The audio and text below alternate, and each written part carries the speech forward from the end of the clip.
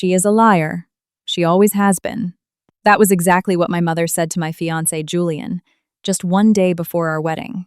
My father, sitting next to her with that crooked smile I had known since I was a little girl, whispered, "Don't let her fool you, too. She has a daughter from another man." And there I was, Evelyn Caldwell, 32 years old, with my wedding dress already hanging in the closet of my downtown Boston apartment. I said absolutely nothing. I just sat in that living room, my hands folded in my lap, while my own parents tried to destroy my life in front of the man I loved. What they didn't know was that Julian already had a photo saved on his phone, a photo that was about to change everything. Hi, my name is Evelyn, and today I am going to tell you the most painful, yet ultimately the most liberating story of my entire existence. It's the story of how I discovered that blood isn't always family, and that sometimes strangers end up loving you more than the people who brought you into this world. If this story touches your heart, stay until the very end, because what happened after that afternoon in my parents' house, nobody, absolutely nobody, saw coming. I remember every detail of that day as if it were yesterday. It was a Saturday afternoon. The sun was streaming warmly through the windows of my parents' living room in their upscale home in Chestnut Hill. I had arrived with Julian, my fiancé, for a farewell family dinner before the wedding. A tradition, my mother, Beatrice, called it. A Caldwell family tradition. I carried a box of artisanal salted caramels and a bouquet of white peonies in my hands because I knew my mother loved them. Foolish me. After 32 years, I was still trying to earn her affection. Julian was wearing his best tailored suit, nervous but smiling, holding my hand with a tenderness that made me think that finally, after so many years of loneliness, life was going to reward me. But as soon as we crossed the threshold, I felt that familiar chill, a coldness that had nothing to do with the New England weather, but with their stares. My father, Arthur, didn't even get up from his armchair. He barely gave a nod. My mother, Beatrice, smiled with that specific smile only I knew how to read, a smile that didn't reach her eyes. A smile that was actually a warning.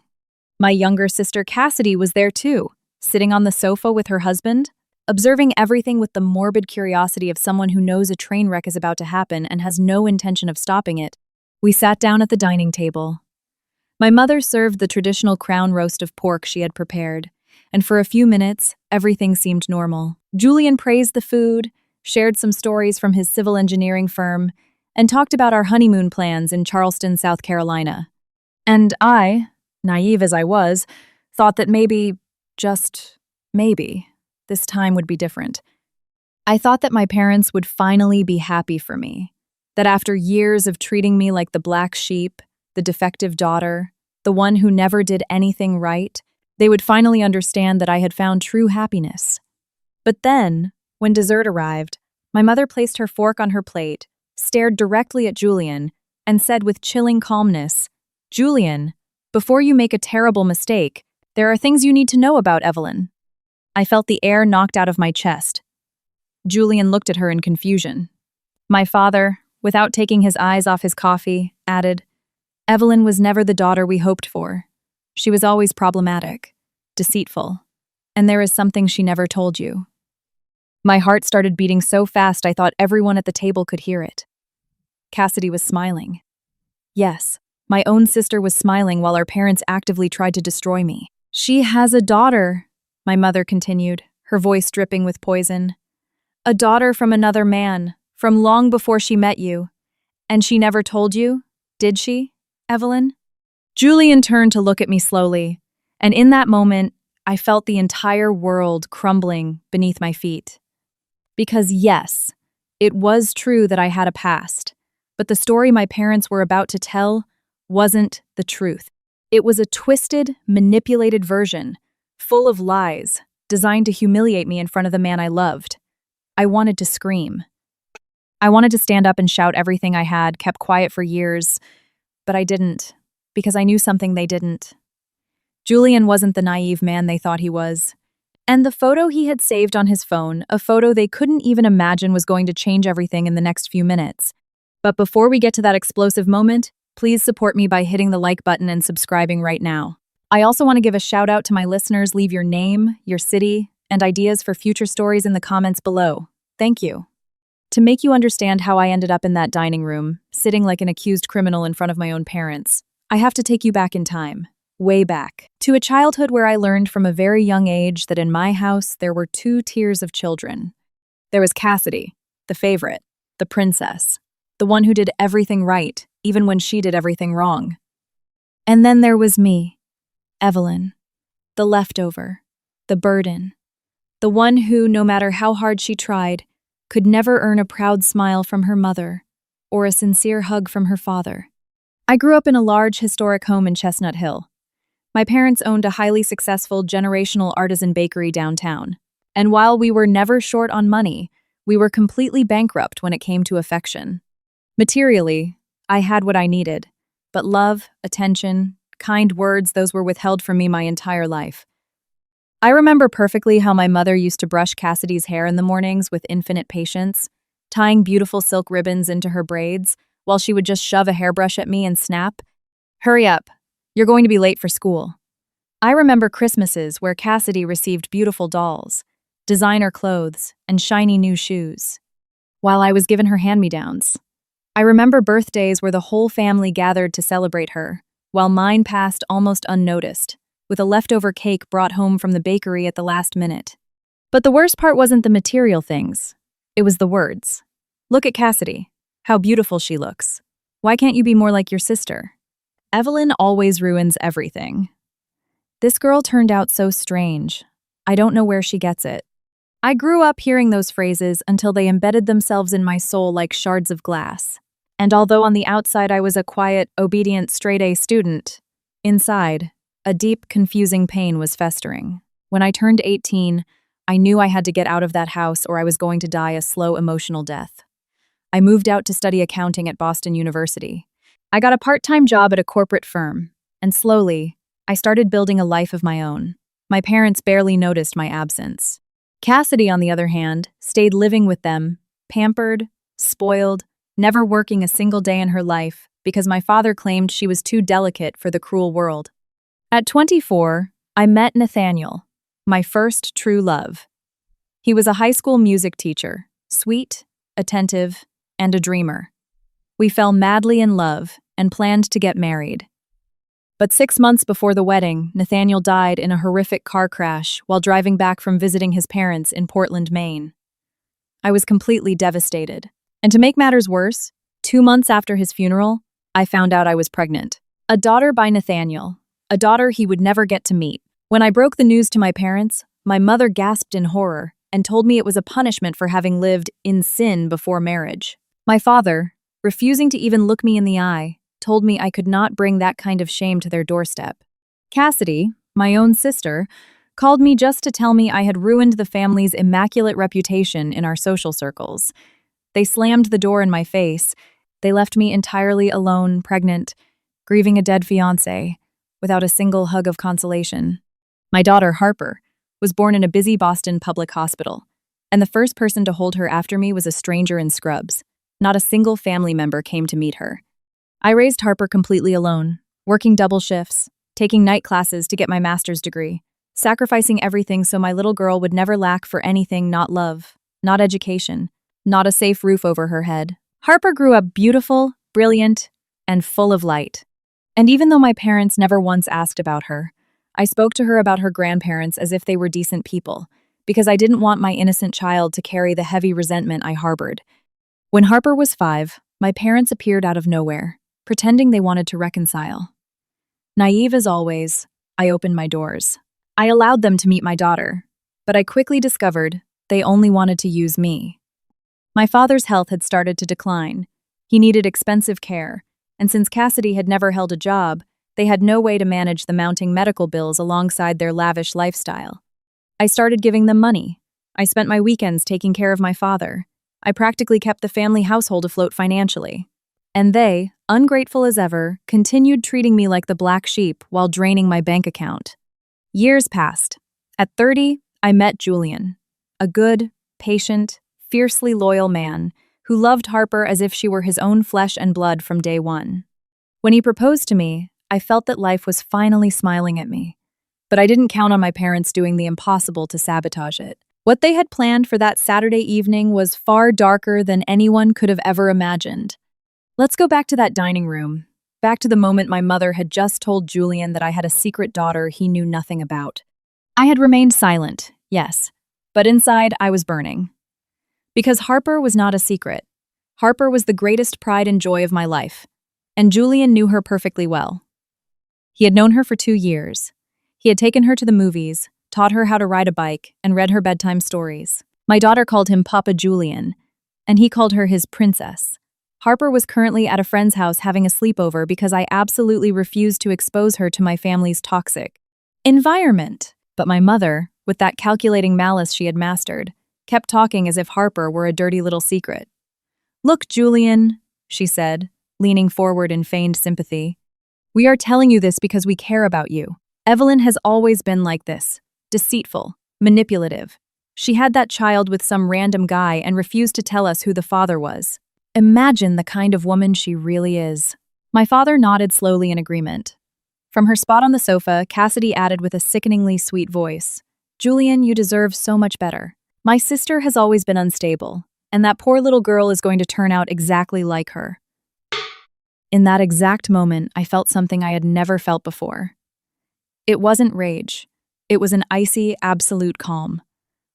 It was as if someone had flicked a switch, shutting down all the emotional receptors in my body, leaving me only with eyes to see and ears to hear. Because, in those couple of minutes, I finally understood something profound. My parents didn't hate me for anything I had ever done. They hated me for something much deeper, a heavy burden they had been carrying for decades, something I couldn't quite put my finger on. Julian said nothing. He just looked at me, and I couldn't read his expression. My heart was beating with slow, heavy thuds, as if each beat cost me a fraction of my life. My mother, emboldened by my fiancé's silence, decided to twist the knife. She pulled out a stack of worn, man-handled papers from a nearby drawer and slapped them onto the dining table. "Here is the proof," she declared triumphantly. Proof that Evelyn embezzled money from the family bakery's accounts years ago. She stole from her own flesh and blood. If we didn't tell you before, it was out of shame. But now that you're about to marry her, you have a right to know. I couldn't believe my ears. Those papers were entirely fabricated. I had never stolen a single dime from my parents. Quite the opposite. I was the one who had been funneling money to them for years, month after month, without them ever uttering a single thank you. Yet here they were, forging documents, inventing phantom debts, going to extreme lengths to ruin me in front of the man I loved. Cassidy stood up from the sofa and walked over to the table with a victorious smirk. "Julian," she said, "I have something else to show you. I have text messages from Evelyn where she trash talks you, where she admits she's only marrying you for your money." She shoved her smartphone across the table, displaying screenshots that she had obviously edited or entirely fabricated. My own sister. The sister I had bailed out financially so many times. The sister I had cared for when she was sick. She was stabbing me in the back in front of our parents and my future husband. Julian picked up Cassidy's phone. He looked at the screen for a few seconds. Then he looked at my mother's forged accounting papers. Then he looked at me. In his eyes, there was no doubt, no reproach, no suspicion. There was something else. There was a quiet, brewing fury that I had never seen in him before. But he still didn't say a word. He waited, as if he were allowing my parents and my sister to dig their own graves with their lies. My mother, taking his silence as a victory, went for the final blow. And that's not all. Evelyn has been scamming us for years. She somehow got hold of the deeds to the bakery and transferred them into her name. We have hired lawyers. We are pressing criminal charges against her. That's why we wanted to warn you, son. If you marry her, you will be marrying all her legal baggage. My father nodded. Cassidy nodded. It was a perfectly rehearsed choreography. They must have been planning this ambush for months. And suddenly, clarity struck me like lightning. I understood why they had invited me to this dinner. I understood why they had been so insistent on getting to know Julian. It wasn't to celebrate my wedding. It was to obliterate it. They knew that if I got married, if I was truly happy and building my own family, they would lose the ultimate control they had over me. They would lose their maid, their personal ATM, the punching bag daughter who had endured decades of humiliation in exchange for crumbs of affection. Hot tears rolled down my cheeks. Not tears of sorrow, but of sheer rage and powerlessness. But I kept my mouth shut, because deep in my heart, I knew that what was about to happen next was going to be infinitely bigger than anything they could have possibly plotted. Julian took a deep breath, pulled his smartphone out of his jacket pocket, and started scrolling through his screen. My mother, my father, and Cassidy watched him with eager curiosity, fully convinced that he was about to call off the wedding right then and there. They thought they had won. But no one in that house was prepared for what Julian was about to show them. Julian stood up from his chair, slowly, not with aggressive haste, but with the terrifying calm of a man who knows exactly what he is doing. I watched him from my seat, unsure of his exact plan. My mother wore a smug little smile. My father had crossed his arms, waiting for the inevitable breakup speech. Cassidy was actually nibbling on a dinner roll, her eyes shining with morbid excitement. Julian stepped to the center of the dining room, opened a photo on his phone, and turned the screen toward the table so everyone could see it perfectly. "Is this the daughter?" he asked, his voice low, steady, and dangerously soft. My mother leaned forward to inspect the screen. The second her eyes registered the image, her smug smile instantly froze. All the blood drained from her face. My father, who had been lounging in his chair with an air of superiority, leaned in too. His eyes widened as if he were staring down the barrel of a gun. Cassidy dropped her dinner roll onto the white tablecloth. It was a photo of Harper. But it wasn't just any photo. It was a picture taken literally the day before. In it, my beautiful daughter was hugging Julian tightly, both of them beaming with joy, holding a brightly lit birthday cake between them. Harper had just turned 7. And written across the bottom of the photo, in my daughter's messy, colorful handwriting, were the words, "Papa Julian, thank you for loving me so much. I love you." My mother opened her mouth to speak, but her vocal cords completely failed her. My father sank back into his chair, looking suddenly very old. Cassidy stared at the screen, as if her brain was short-circuiting.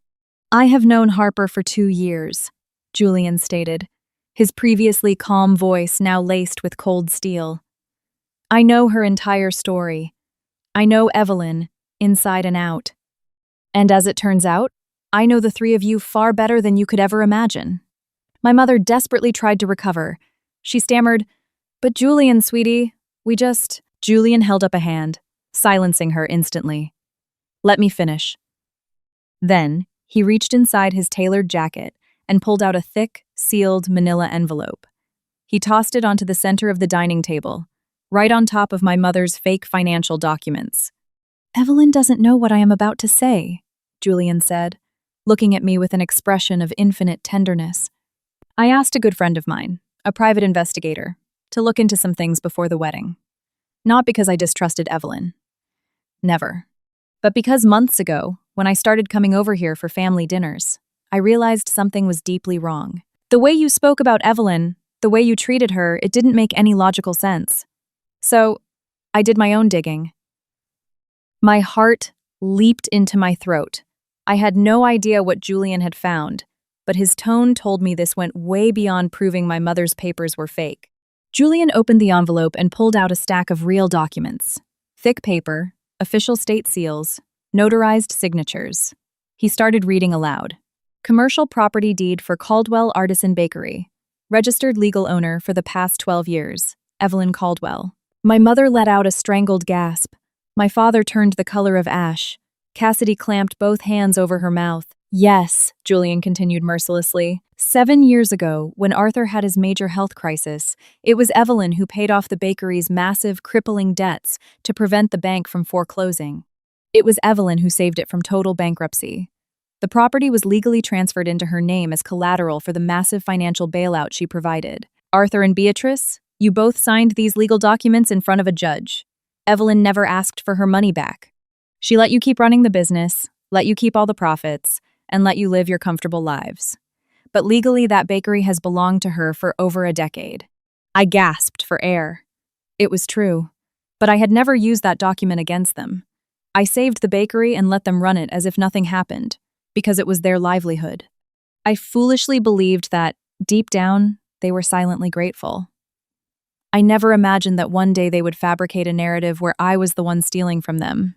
"But wait, there's more," Julian said, pulling out a second set of papers.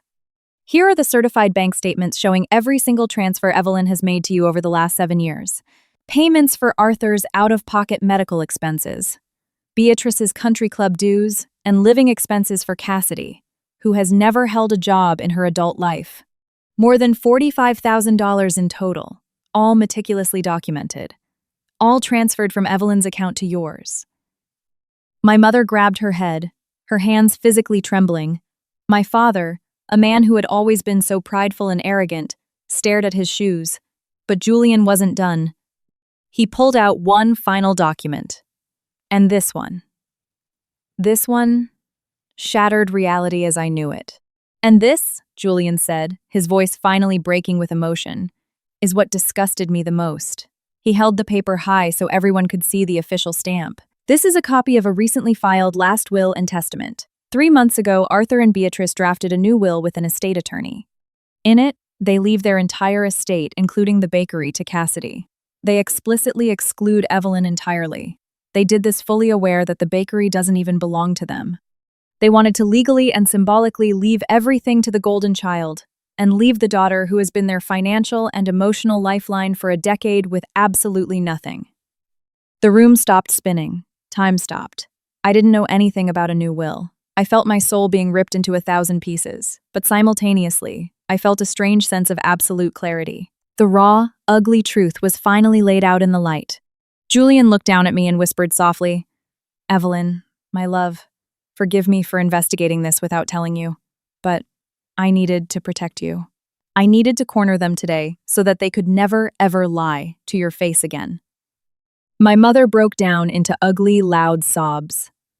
My father buried his face in his hands. Cassidy tried to form a sentence, but her jaw just hung open. And right at that exact second, the front doorbell rang. My father stood up on shaking legs and walked to the foyer. When he returned to the dining room, he was followed by 3 people. A sharply dressed man, carrying a leather briefcase. An older gentleman I recognized as Mr. Sterling, an estate attorney who had been a mentor to my late Nathaniel. And finally, my Aunt Vivian. My mother's older sister, a vibrant woman in her 70s, who had been living on the West Coast, and whom I hadn't seen since I was a teenager. My mother froze completely at the sight of them. "What? What are you doing here?" she croaked. Julian offered a tight, polite smile. "I invited them. I thought it would be highly beneficial for everyone to be present for the entire truth." The clerk took a seat without asking. Mr. Sterling set his briefcase on the table. And my Aunt Vivian, who had always possessed a fierce, commanding presence, walked straight past her sister, came up to me, took my hands in hers, and said words I will take to my grave. "My sweet girl, I have wanted to tell you the truth for decades, but your mother threatened to destroy both of us. Today, thanks to this wonderful man who loves you, I am no longer afraid." Actor, I didn't understand. My brain couldn't compute. Vivian opened a small vintage photo album she had brought. She showed me faded Polaroid pictures of when I was a newborn.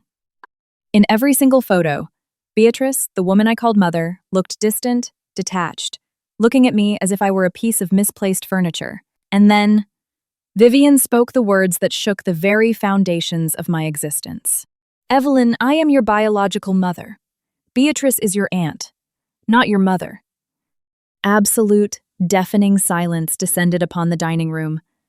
I thought I was going to pass out. Vivian kept talking, her voice soft, but anchored with iron resolve. "When I was 18, I got pregnant by a local boy. Your grandfather completely despised. Your grandfather, a very wealthy and very cruel man, forced me to secretly give you to Beatrice. She was newly married and had just been told she would never be able to conceive. They promised me they would raise you as their own, that they would give you an incredible life. I was banished to California with a broken heart, but Beatrice never loved you.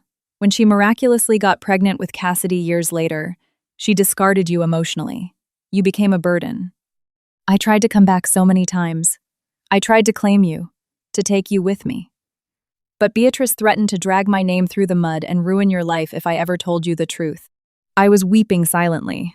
Suddenly, every single confusing moment of my 32 years on Earth made perfect sense. The coldness, the brutal, unapologetic favoritism toward Cassidy. The inexplicable resentment they harbored toward me. It wasn't me. It was never me. I was just an innocent child forced to carry the weight of a dark family secret that wasn't mine to bear. Beatrice, my aunt, my fake mother, tried to yell. "Vivian, you're crazy! That's a lie, you!" "Enough, Beatrice," Mr. Sterling, the attorney, interrupted with a booming voice. "I have the original documentation right here. Your original birth certificate, naming Vivian Caldwell as the mother. The paperwork for the informal, highly illegal adoption process your father orchestrated. And most importantly, I have the original last will and testament of the Caldwell grandparents." He pulled out a yellowed, wax-sealed document. "In this will, your grandparents left their most valuable asset, a massive, historic, multi-million-dollar vineyard estate in the Finger Lakes of New York, to their firstborn granddaughter. That is to say, Evelyn." My father, Arthur, stood up violently, knocking his chair backward. "That's a lie! You're making this up!" he roared. Mr. Sterling looked at him with absolute pity. "No, Arthur, it is not a lie. That estate has been sitting under a family trust controlled by you for 20 years because you deliberately hid the grandparents' true will. You committed felony fraud."